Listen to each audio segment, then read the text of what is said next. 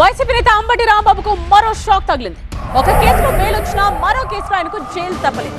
పోలీసుల విధులకు ఆటంకం కలిగించిన కేసులో ఆయనకు గుంటూరు కోర్టు 14 రోజుల రిమాండ్ విధించింది. దీంతో ఈ నెల 22 వరకు ఆయన జైల్లో ఉండనున్నారు. అయితే సీఎంను దూషించిన కేసులో అంబటికి మొబైల్ కోర్టు బెయిల్ మంజూరు చేసింది. ముఖ్యమంత్రి చంద్రబాబుపై చేసిన వ్యాఖ్యల కేసులో అరెస్ట్ అయిన వైసీపీ నేత అంబటి రాంబాబుకు ఇంకో షాక్ తగిలింది. కేసులో రాజమండ్రి జైల్లో రిమాండ్ ఖైదీగా ఉన్న ఆయన్ను పోలీసుల విధులకు ఆటంకం కలిగించిన కేసు కోసం రాజమండ్రి నుంచి పీటీ వారెంట్పై గుంటూరు తీసుకొచ్చిన పోలీసులు కోర్టులో హాజరుపరిచారు.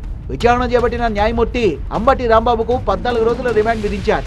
సీఎం చంద్రబాబును దూషించిన కేసులో అంబటికి మొబైల్ కోర్టు బెయిల్ మంజూరు చేసింది. గుంటూరు పట్టాభిపురం పిఎస్ పరిధిలో నవంబర్ 12న వైసీపీ నేత మాజీ మంత్రి అంబటి రాంబాబుపై కేసు నమోదైంది. మెడికల్ కాలేజీల పీపీపీ మోడల్ను వ్యతిరేకిస్తూ వైసీపీ ర్యాలీ నిర్వహించింది. ర్యాలీలో పోలీసులతో అంబటి వాగ్వాదానికి దిగారు. బ్యారికేడ్లు తోసుకుంటూ వెళ్లారు. దీంతో అప్పట్లోనే ఆయనపై కేసు నమోదు చేశారు.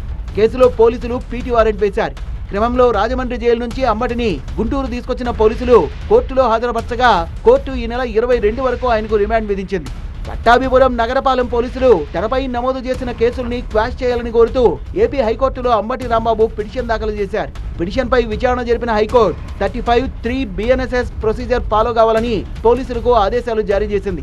మరోవైపు అంబటి కుటుంబానికి వైసీపీ నేతల పరామర్శల పరంపర కొనసాగుతోంది. ఇవాళ గుంటూరు వచ్చిన మాజీ హోంమంత్రి తానేటి వనిత అంబటి ఫ్యామిలీని కలిసి ధైర్యం చెప్పారు. దాడి జరిగిన ప్రదేశాన్ని పరిశీలించిన ఆమె కూటమి ప్రభుత్వంపై తీవ్ర స్థాయిలో విమర్శలు గుప్పించారు. రాష్ట్రంలో ప్రజాస్వామ్యం అనేదే లేకుండా పోయిందని విమర్శించారు. ఇది పక్కా ప్లాన్తో ఇంటెన్షన్గా చేసిన కుట్ర.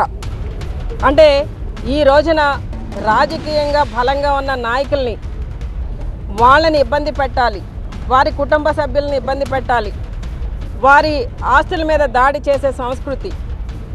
మరి ఈ రోజున ఈ పరిస్థితులు చూస్తుంటే నిజంగా మన ఆంధ్ర రాష్ట్రంలో అంబేద్కర్ రచించిన రాజ్యాంగం అనేది ఎక్కడా కూడా అమలు జరగట్లేదు. వాక్ స్వాతంత్రం లేదండి మనకి. మన ప్రజాస్వామ్యంలో లేమా? ప్రభుత్వం తప్పులు చేస్తుంటే నిలదీసే పరిస్థితి మన దగ్గర లేదా? డీజీపీ కానీ పోలీస్ వ్యవస్థ కానీ పోలీస్ వ్యవస్థలోని ఏ ఒక్క పోలీసు కానీ పోలీసులా వ్యవహరించట్లేదు. వ్యవహరించే స్వేచ్ఛ వాళ్ళకి లేదు. టీడీపీ కార్యకర్తల్లాగా వ్యవహరిస్తున్నారు. రోజులు ఎప్పుడు ఇలానే ఉండవండి. అధికారం ఎప్పుడు ఎవరికీ శాశ్వతం కాదు. అంబటి రాంబాబుకు ఒక కేసులో బెయిల్ వచ్చినా ఇంకో కేసులో ఆయన జైల్లోనే ఉండనున్నారు.